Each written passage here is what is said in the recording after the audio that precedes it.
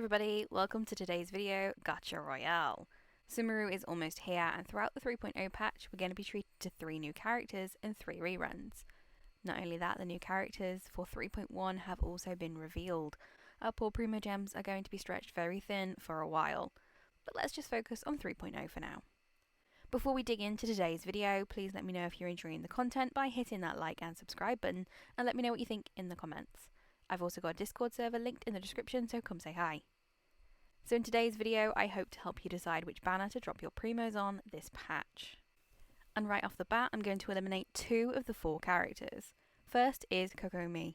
Kokomi is a healer, and although I do think she is much better than originally theorised, she is, in my opinion, quite a niche character and not best suited to all players. The second is Tighnari. What? The brand new Dendro character? Am I crazy? Well, you might not have noticed as it's in teeny tiny letters on the livestream, but after this patch, Tighnari will be added to the standard banner. So Tighnari is not exclusive or time limited, which for me drastically reduces his appeal. I love Mona and Chi-Chi, but I'm not going to use my hard-earned primos to wish for them. It's the same vibe here. Which leaves us with Ganyu versus Zhongli. So to decide which character is most deserving of your wishes, I have come up with 14 categories. If a character wins, they get a point. If they draw, they get a point, and if they lose, they get nothing. The overall winner will have the most points at the end of the round. So, are you ready? The first round is who has the best utility passive. Now, considering they basically have the same passive of refunding a portion of the materials used when crafting their weapon type, this one has to be a draw. Which actually led really nicely into the next topic of weapon type. Ganyu is an archer, while Zhongli is a polearm user. Now, technically, I guess there's not one type of weapon that is better than the other, but they all have their own perks and downfalls, and the best one really boils down to personal preference, so this one has to be a draw. The next category takes us back to the passive talents section for the Ascension passives. Ganyu's 2 passive talents are Undivided Heart, which gives a 20% crit rate boost to the Frostflake arrow and its bloom effects just for firing them in succession.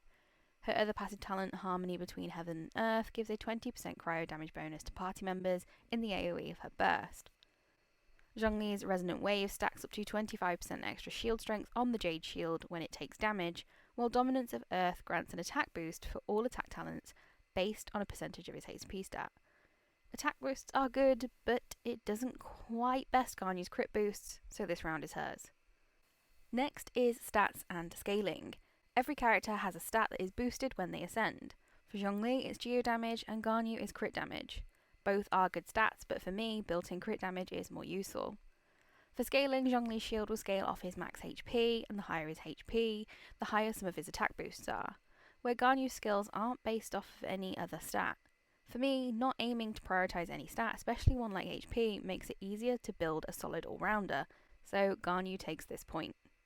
Constellations are up next, and as there are 6, we will do a mini round for this one and declare a winner at the end. As Constellation 3 and 5 are always boosts to Elemental Skill and Elemental Burst, I will award a point to each character here. On the first constellation, Ganyu debuffs enemies, cryo resistance, and restores energy, while Zhongli can create a second Stone Steel. I couldn't decide a winner here, so Constellation 1 is a draw. The second constellation gives Ganyu a second charge for her skill, but Zhongli will grant a shield to party members when using his Elemental Burst. Considering how heavily geared towards her charge shot Ganyu is, and how awesome Zhongli's burst is, this round goes to Zhongli.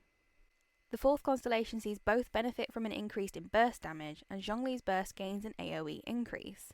Although that may seem better, Ganyu's burst has a very good AoE to start, so this one is a draw. The final constellation sees Ganyu's skill allow you to jump to the second charge level, while turning Zhongli into a healer. Personally, I think a burst heal is way more useful than a potential reduction in wait time for the charge shot, so Constellation 6 goes to Zhongli. And now with 2 wins, the overall round is Zhongli's as well. Next up is their role. Ganyu is a ranged DPS capable of attacking in an AoE thanks to her charge shot. Zhongli is a shield with solid potential for burst damage. They have very different uses, so who wins here is all down to player preference, making this a big old draw. Our next category is Rarity, which is an easy one. They are both 5-star units, so this one is another draw. Okay, next up is Elemental Burst. Ganyu's burst offers damage over time from the falling icicles over a large AoE with a long duration and only a moderate energy cost. Zhongli offers a big damage hit with a decently sized AoE and a low energy cost. His burst also petrifies opponents for a short spell, so factoring all that in, Zhongli takes this round.